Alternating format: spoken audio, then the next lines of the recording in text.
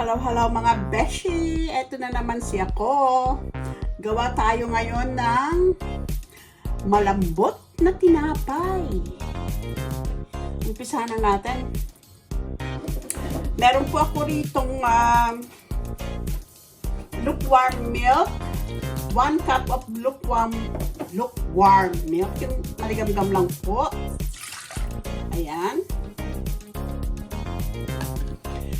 Tapos, maglalagay tayo ng 1 teaspoon of yeast. Instant yeast. Ayan.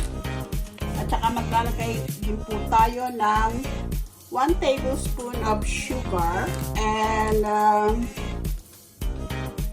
1 tablespoon of olive oil. Haluin lang po natin.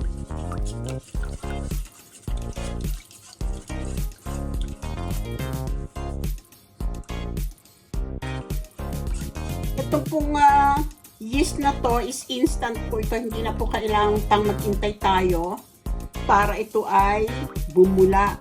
Instant po ito. Ayan.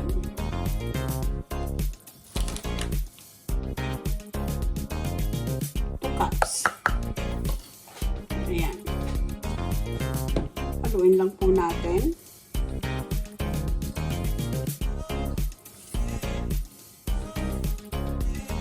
Haluin lang natin ng spatula. Hindi po tayo mag-knead. Hindi po natin to kailangan pang-masahin. Napakadali po itong recipe. Ayan. Haluin lang po natin till well incorporated. Don't be alarmed na the dough is very sticky. Very sticky dough po ito. Kaya, huwag po kayong ay, naku, napadami yata yung tubig ko. No. It's a very sticky. So, ganyan lang po. We'll let it rest for an hour. Just cover it and let it rest. See you later. Ayan po, masa na yung ating dough. After 1 hour. Ayan na po ang resulta. Alsang-alsa. Ang ganda.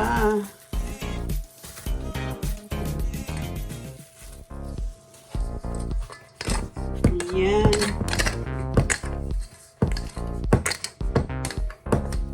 I-roll na po natin siya. Dust na natin ang ating chopping board.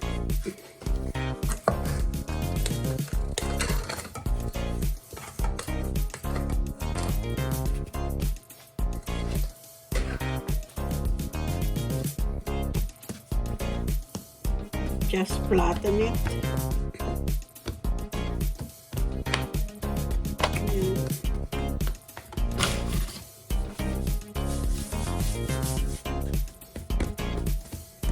Tapos i-divide po natin.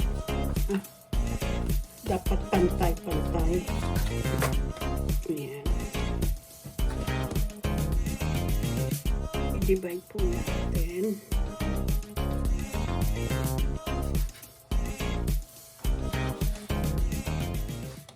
Ayan.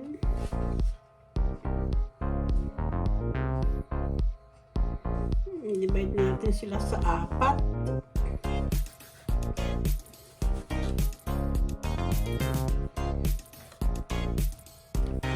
Ayan.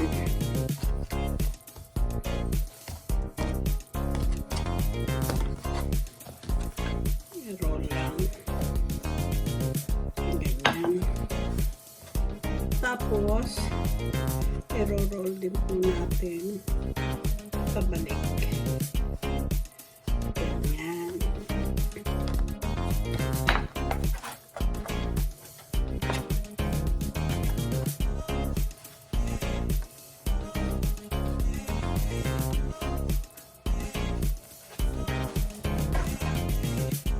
Tapos dito po sa ating baking pan,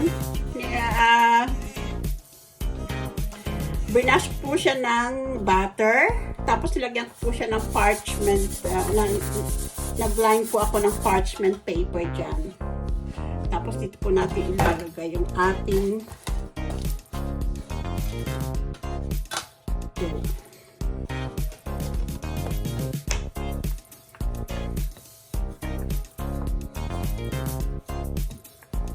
Ayan. Just roll lang po. Ayan. Tapos,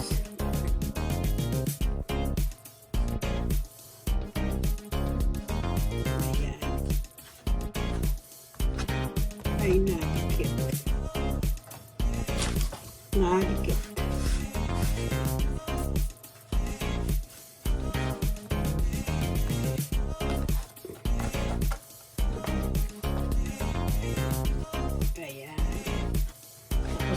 Natin sa ating pan.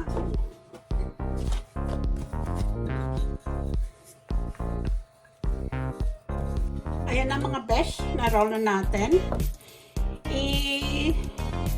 Isa-set aside po natin sila and let it rest for 15 minutes. Ano, after 15 minutes, ayan, namalsa na naman ulit siya. Ngayon po, i-brush natin siya ng egg. Sorry, not egg. Milk. I-brushan po natin siya ng milk. Yan. Tapos, i-bake po natin siya ng 20 minutes sa 180 degree.